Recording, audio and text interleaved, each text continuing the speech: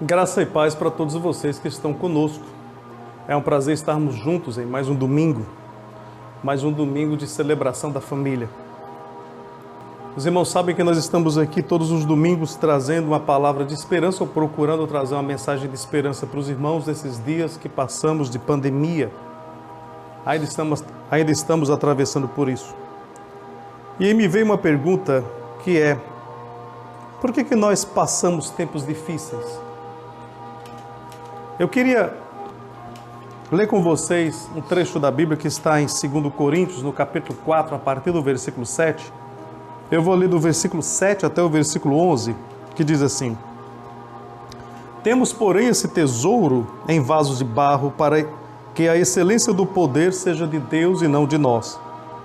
Em tudo somos atribulados, mas não angustiados, perplexos, mas não desanimados, perseguidos, mas não desamparados, abatidos, mas não destruídos, trazendo sempre por toda parte a mortificação do Senhor Jesus no nosso corpo, para que a vida de Jesus se manifeste também em nossos corpos.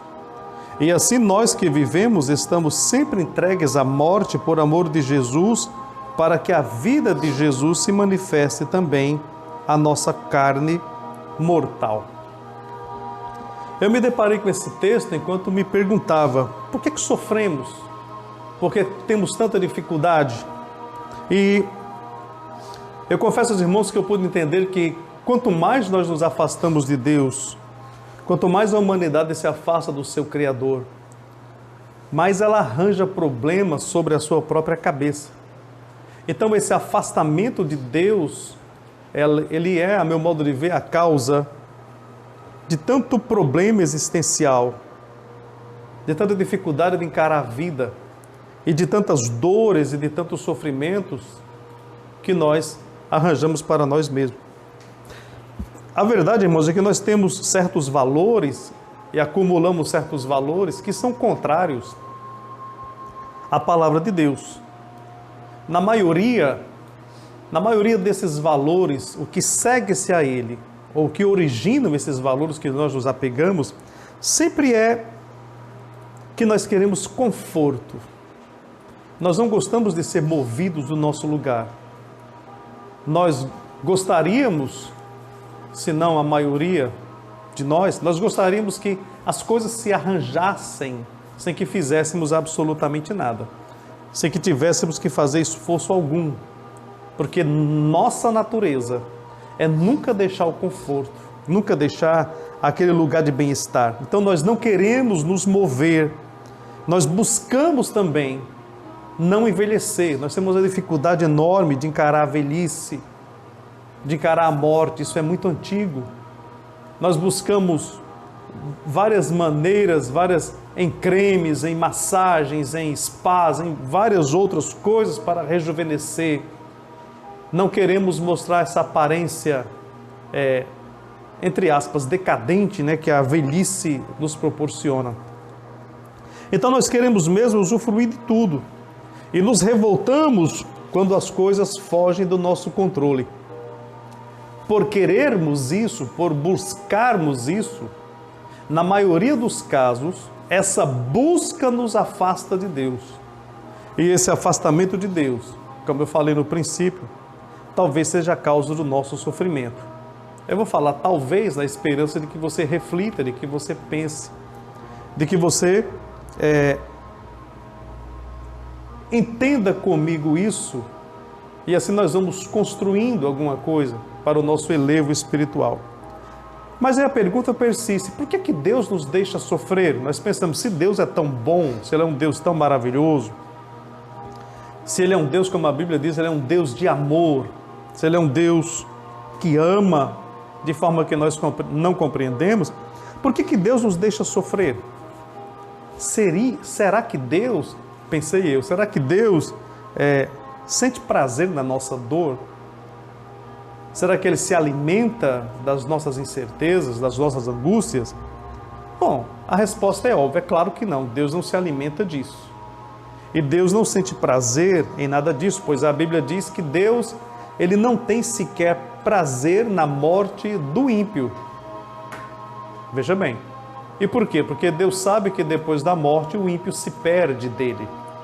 E o prazer do Deus Criador é que a sua criação esteja junto dele. Então ele espera que o ímpio se conscientize dos seus erros, retorne à sua presença, obtenha perdão, para que só depois ele tenha seu fim dos dias, declarado santo na pessoa bendita de Jesus. Por que Deus nos deixa sofrer? Aí lendo aqui Paulo, lendo esse texto de Paulo, eu quero dividir com vocês algumas coisas desse texto, porque eu percebi que Paulo nos fala aqui e nos traz uma palavra de esperança. Isso me foi muito bom e reconfortante. Acredito que para você vai servir também. É bom você saber que Paulo teve alguns problemas com a igreja de Coríntios. Apesar dele ter sido fundador da igreja, o ministério de Paulo não era muito bem aceito ali. Alguns não toleravam, de certa maneira, Paulo. E Paulo escreve, em resposta a algumas indagações sobre a vida dele, sobre o modo de vida dele, que alguns daquela igreja que ele fundou não aceitavam. Assim como eu e você. Pode ser que algumas pessoas nos olhem e vendo o nosso modo de viver, nosso modo de agir e como nós estamos, eles acham que nós não somos de Deus, que o nosso chamado não é de Deus, que era o que acontecia com Paulo nesse caso aqui. Mas aí, para que você não se sinta desse modo, Paulo deixou escrito isso aqui, que nos serve de alento, nos serve de bálsamo, nos serve de refrigério e nos serve de esperança, para que você se compreenda e não tenha essa palavra acusatória sobre a sua cabeça. Por quê? Porque à primeira vista, quando nós vemos alguém sofrer, alguém pode pensar, ele foi abandonado por Deus. Quando vemos alguém não prosperar financeiramente, podemos pensar, ele foi abandonado por Deus. Quando vemos um pastor na frente de uma igreja pequena, podemos pensar, esse ministério não é de Deus, esse pastor não é de Deus. Mas a verdade é que não é bem isso não. A Bíblia não diz isso em lugar algum. Esses pensamentos são humanos, mas eles nos ferem, eles nos trazem tristeza. Então, a primeira coisa que eu entendi no texto de por que Deus nos deixa sofrer, e por que de vez em quando eu sofro, de vez em quando você sofre, por que Paulo sofreu açoites, perseguições, prisões. A primeira coisa é que Deus nos deixa sofrer para que nós saibamos que todo poder emana de Deus. Todo querer emana de Deus. Toda vontade, todo agir provém dele. Então todo poder vem de Deus. O que a Bíblia diz em Jeremias? Jeremias capítulo 18. Vou ler um texto para você que diz assim. Jeremias capítulo 18, versículo 3 e 4 diz: E desci à casa do oleiro, e eis que ele estava fazendo a sua obra sobre rodas, como vaso que ele fazia de barro quebrou-se na mão do oleiro, tornou a fazer dele outro vaso, conforme o que pareceu bem aos seus olhos, aliás, aos olhos do oleiro fazer. Então perceba que aqui há um certo sofrimento. Aqui Deus deixa dito no texto, claro, que nós somos frágeis, porque aqui nessa ilustração, o vaso somos nós. Os vasos somos nós. E você percebe que vaso não é algo muito caro. Você pode ir em qualquer feira de uma cidade comprar um vaso. Aqui na nossa região é barato, né? E ele se quebra facilmente. E aí você percebe que o oleiro, que aqui tipifica Deus, está trabalhando o vaso, que somos nós, ou seja, Deus está continuamente trabalhando nas nossas vidas. Mas aí a Bíblia diz, Jeremias diz que o vaso quebrou-se na hora do fabrico, na hora que ele estava manipulando esse vaso, ele veio a quebrar-se. E aqui está o nosso sofrimento. Essa quebra fala do nosso sofrimento. E esse texto, eu quero que você tenha esse texto na sua mente exatamente para você perceber sua fragilidade diante da potência que é Deus. Nós somos frágeis e nos quebramos. Nós trazemos problemas. Perceba que o vaso não quebrou pela ação do artífice que estava trabalhando, ou seja, o oleiro.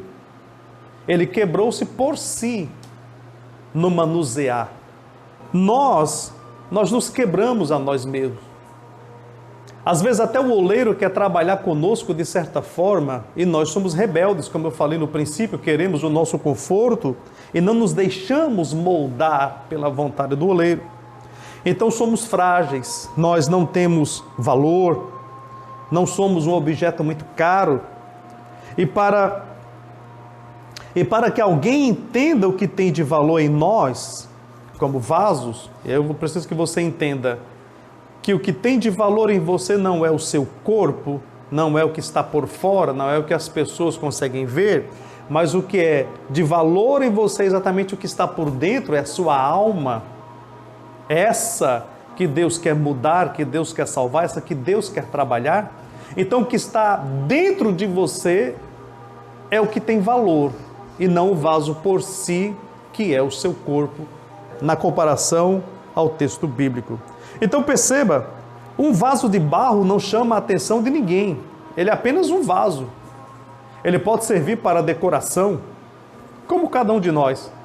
A pessoa pode ter uma certa beleza até os 40, 50 anos, mas quando a velhice chega, a pele muda, os cabelos mudam, as pálpebras mudam, as mãos mudam, as costas mudam, a coluna muda, começa a andar arqueado, as doenças chegam e o vaso torna-se não tão lindo quanto era antes, tão desejável quanto era antes. A própria Bíblia diz que a beleza é passageira.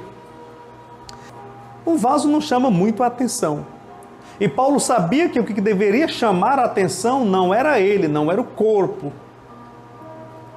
mas o que estava dentro dele. Então nós temos um tesouro dentro de nós, da parte de Deus. E esse tesouro que o mundo não tem, nós temos dentro de nós o que Cristo disse que nos daria paz, né? A paz de Deus que excede todo entendimento, ela está dentro de nossas vidas. Esse tesouro o mundo quer, mas as pessoas se enganam olhando apenas para a nossa aparência, olhando apenas para o que os olhos deles podem ver. O interessante é que Deus nos olha além do corpo e muitas vezes na nossa vida nós não nos valorizamos e algumas pessoas podem não nos valorizar pelo que elas estão vendo, mas Deus que nos conhece por dentro, esse nos ama e nos valoriza. Às vezes nós não temos nem ideia do nosso próprio valor.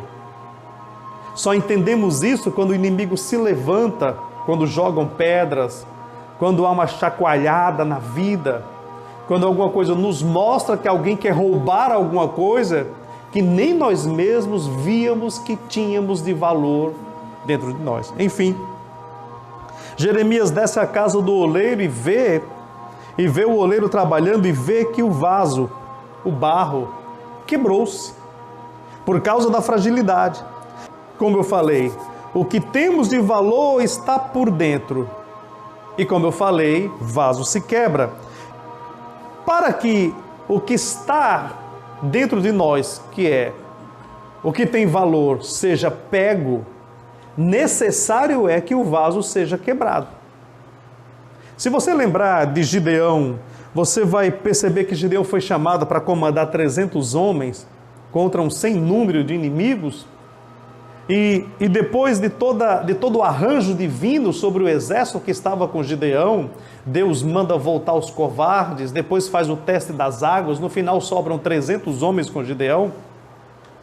O estratagema de Gideão dado por Deus era que todos eles levassem suas espadas, mas que levassem também vasos, que eram também frágeis e barro. Dentro dos vasos deveriam estar tochas acesas. Então o estratagema era que eles desceriam para o arraial dos inimigos, eles meio que cercariam os inimigos, quebrariam os vasos, exporiam o fogo que estava por dentro das tochas e gritariam: espada do Senhor e por Gideão. Para que a chama da tocha, do archote que estava dentro do vaso aparecesse, era necessário que o vaso fosse quebrado. Muitas vezes Deus permite o sofrimento nas nossas vidas e Deus permite que nos quebramos ou até que nos quebrantemos o melhor seria que nos quebrantássemos diante de Deus, para que essa parte espiritual, que é a tocha, que é o símbolo da tocha, da iluminação, né? A iluminação que vem de Deus, a iluminação que é símbolo de entendimento, ela só aparece depois que o vaso exterior é quebrado. Então a Bíblia diz em Juízes, capítulo 7, 18, que Gideão chega com os homens, a Bíblia diz os homens que com ele iam ao extremo do arraial, tocaram as buzinas, quebravam os cântaros, que eram vasos que eles tinham, e expuseram as tochas que estavam nas suas mãos. As tochas ficaram acesas. Eu quero dizer para você o seguinte, que dentro de você há uma centelha do Espírito Santo, há uma partícula de Deus dentro da sua vida, dentro de você, na sua alma. E ele só transparece quando você reconhece que Deus é todo-poderoso e que você precisa se quebrantar diante de Deus. Aí sim, essa parte espiritual, ela dá luz, essa parte espiritual finalmente ela dá o calor, ela oferece o conforto da luz e do calor. Mas é preciso quebrar-se. Então veja, Paulo sabia disso, Paulo tinha total certeza disso, ele tinha ciência de tudo isso.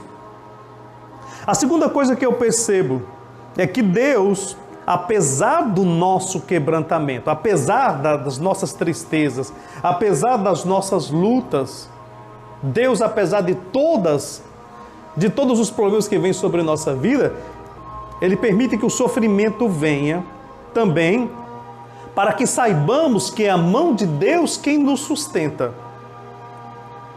E assim nós venhamos a perceber essa necessidade que temos de estar diante deles. Porque a Bíblia diz aqui, onde nós lemos no texto, que ele diz no versículo 8 ao 10, nós somos atribulados, mas não somos angustiados. Né? Então veja, a tribulação pode até ser grande, a tribulação pode até causar um choro, como diz a Bíblia. Há um novo dia, há um recomeço, ou seja, há uma esperança depois de dias de choro, de solidão, de tranquilidade. Então, a angústia pode até ser insuportável, mas Deus é aquele que não deixa que você permaneça na angústia. Ele não deixa que você enlouqueça no meio da sua batalha. Ele diz, perplexos, mas não desanimados.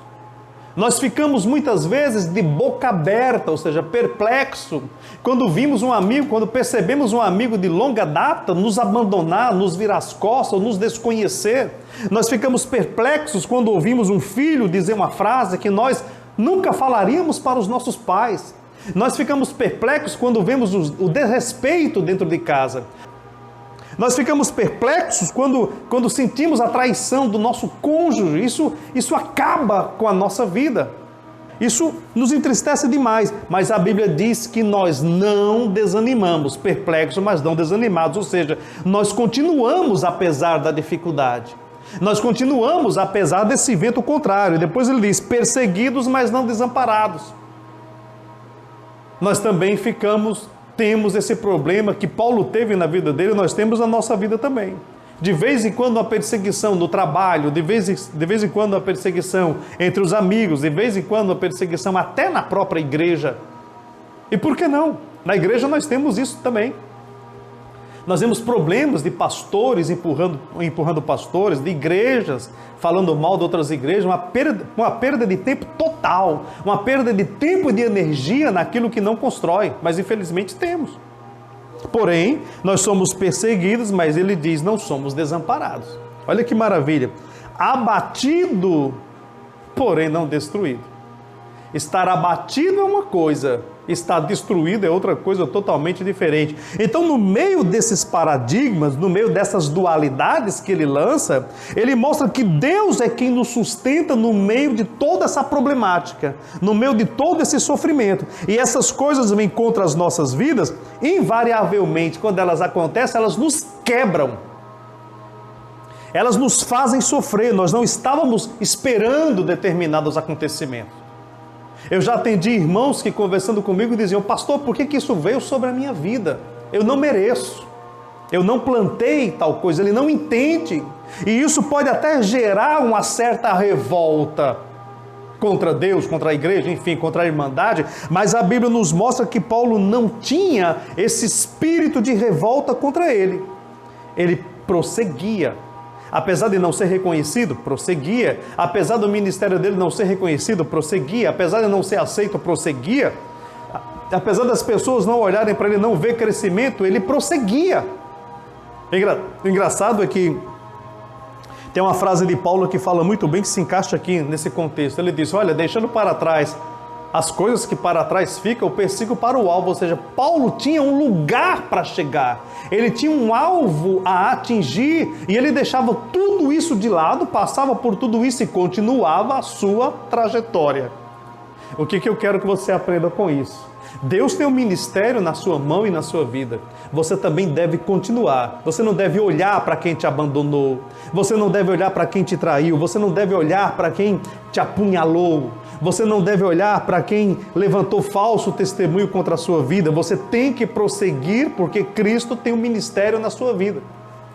Ele vai te dar a sustentação. Então, essas coisas vêm contra nós, mas Deus se faz presente no meio dessa angústia toda. A Bíblia diz isso. A Bíblia diz isso. Ele é socorro bem presente na hora da angústia. Parece que Paulo, apesar de falar do sofrimento, apesar dos açoites, apesar das perseguições, apesar do não reconhecimento dos cristãos da sua época, ele sabia que Deus estava com ele permanecia. Mesmo em meio à morte, mesmo em meio aos açoites, mesmo em meio ao apedrejamento, mesmo em meio às fugas, ele teve que fugir de um cesto em determinado momento da vida dele, mesmo que em meio ao perigo de um naufrágio, ele permaneceu, ele continuou. E eu quero que você se encoraje com isso, com esse exemplo de Paulo, e permaneça, continue. O importante é que Cristo cresça na sua vida e através dela, e que você diminua. Lembra de alguém? Você lembra da mensagem de João, do capítulo 3, versículo 30, de João, quando ele diz, é necessário, pois, que ele cresça e eu diminua. João sabia que o ego dele tinha que ser esvaziado. Alguém chegou querendo inflar o ego de João, ele disse, não, é necessário que ele cresça e eu diminua. João sabia que Deus estava com ele, que ele era o sustento da vida dele. Paulo também sabia quem era que o estava sustentando todos os dias de sua vida. A terceira coisa que eu quero que você aprenda aqui nessa mensagem de hoje de Paulo é que meus desejos, nossos desejos, precisam morrer diante da cruz do Calvário. Paulo é aquele que diz que se estamos crucificados com Cristo, certamente com ele ressuscitaremos. Mas eu deixo uma coisa bem certa e séria para você. Uma vez que você está crucificado com Cristo, você não tem desejo nenhum a ser atendido na cruz. A direção da sua vida, a partir daquele momento, é a morte. E nesse caso, meus desejos precisam morrer. Por quê? Porque aquele que serve a Deus precisa desaparecer diante da presença de Deus. O meu desejo diante de Deus tem que passar a ser nada. O meu querer diante de Deus tem que passar a ser nada. Ele é tudo na minha vida. É Ele quem determina todas as coisas para mim. Então, o meu orgulho precisa ser abatido. E você vê nas palavras de Paulo que o orgulho dele estava por demais abatido. Ele não tinha orgulho nenhum.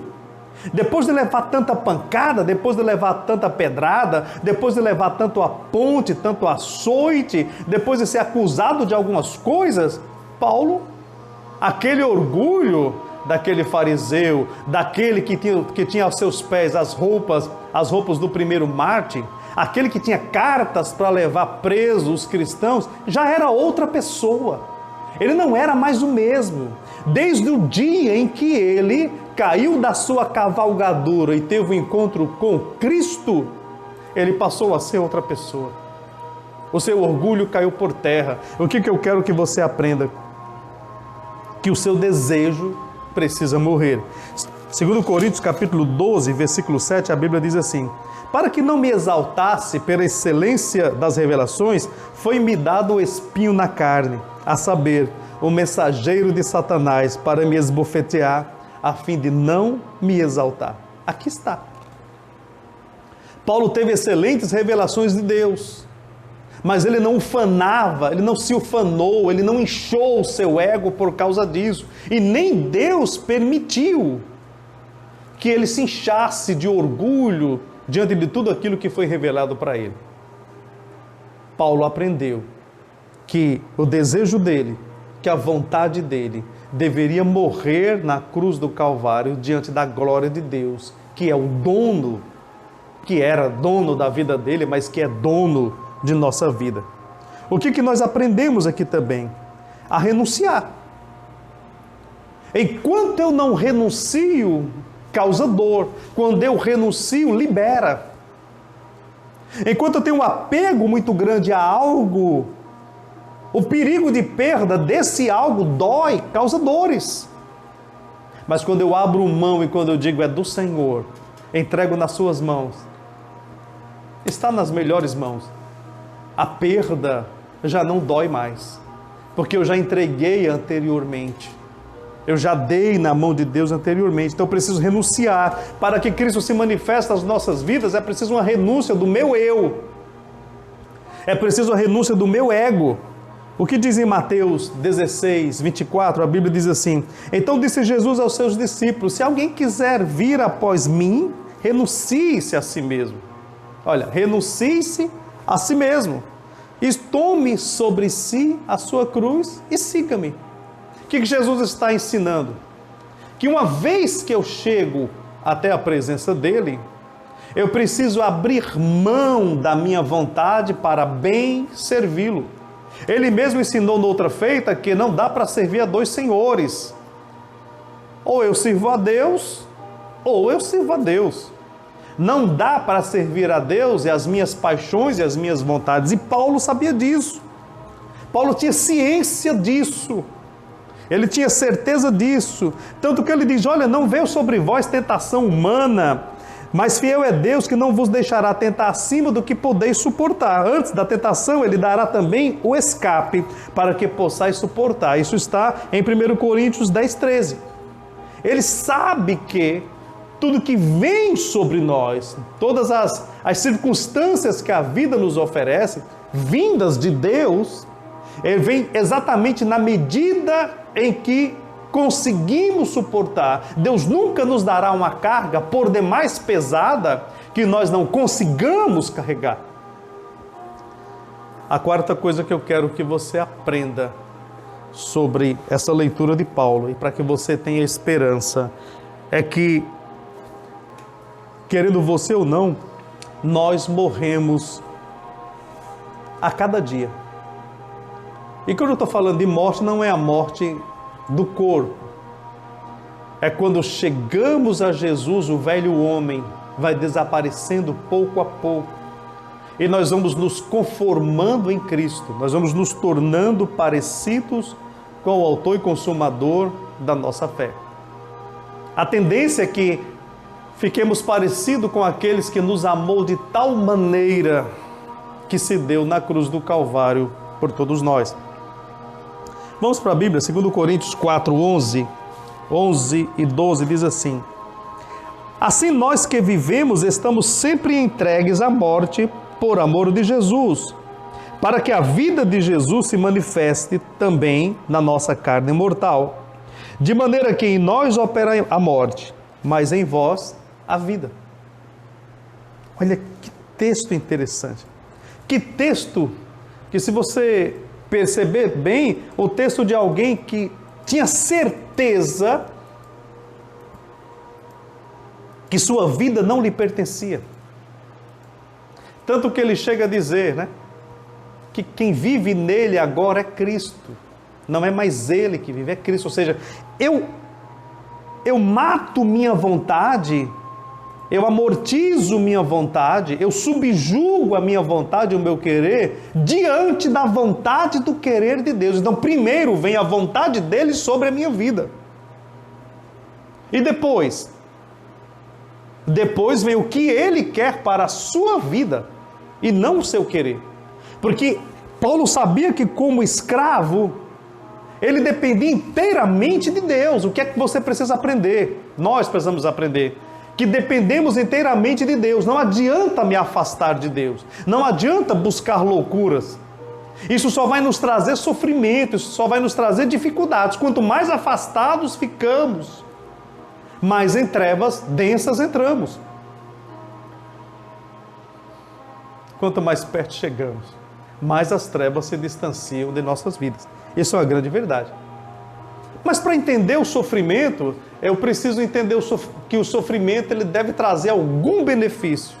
E Paulo diz aqui, você percebeu, que o benefício não era para si. Ele mesmo diz, em nós opera a morte, mas em vocês, em vós, opera vida. Então ele está percebendo que há um lucro, há um prêmio. Alguém está ganhando. E ele sabe que a morte dele, ele tem ciência que essa morte dele vai trazer vida para os outros. Fazer uma comparação bem boba. Eu sei que você vai na igreja e quando você está doente, seu pastor ora por você e te unge com azeite. Coisa normal de ver em cada igreja. E que você até se sente atraído por aquele óleo, gosta, né? Mas para fazer aquele óleo, a azeitona foi prensada. Ela foi prensada a ponto daquele caroço dentro da azeitona se esfacelar. Só depois de muito prensada é que ela deu o azeite. Finalmente o azeite é usado para ungir a sua vida. Veja, para você ser ungido, quem sofreu foi a azeitona. Quem pagou foi a azeitona. Quem foi prensada foi a azeitona. Então entenda, a azeitona da sua casa é você. É você quem vai ser prensado para que os da sua casa sejam beneficiados. É você quem vai ser prensado para que seu filho seja abençoado. É você quem vai ser prensado para que o seu cônjuge seja abençoado. É você quem vai ser prensado para que haja libertação na sua casa. É você quem vai ser prensado para que haja salvação na sua casa. É você quem vai passar o aperto. É você quem vai passar essa dificuldade. Mas veja, depois que você for prensado, outras pessoas são beneficiadas. Vamos tomar Cristo como exemplo. Ele foi esbofeteado. Ele carregou o peso da cruz. Ele recebeu todos os açoites. Ele foi cuspido. Ele passou por tudo aquilo. Ele morreu. E no final, quem foi beneficiado com a morte de Cristo fomos nós, eu e você. Nós herdamos todas as bênçãos de Deus por Cristo. Não esqueça que nós somos imitadores de Cristo, segundo o próprio apóstolo Paulo. Se Cristo pereceu, se havia um projeto de Deus, um plano de Deus por trás da morte de Cristo, há um projeto de Deus, um plano de Deus no seu sofrimento.